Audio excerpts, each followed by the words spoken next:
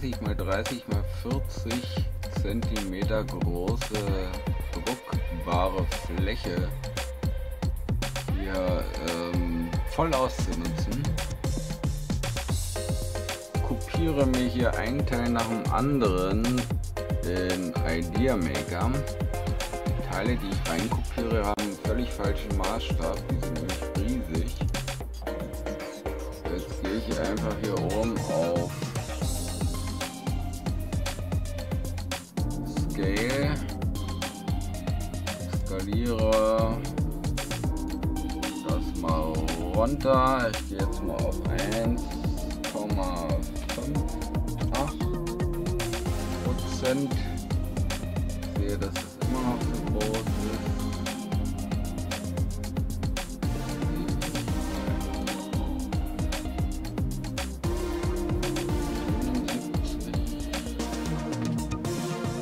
Immer noch zu groß.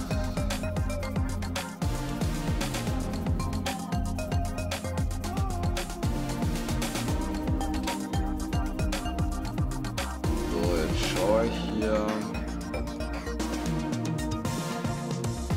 So, man kann auch frei skalieren, ne? Man geht hier oben auf Scale,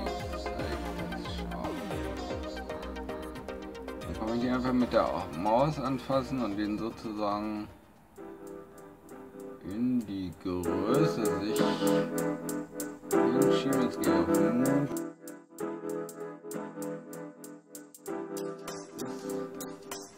Hier rangehen. Liegen hier schon so viele Teile, Leute, echt. Next level.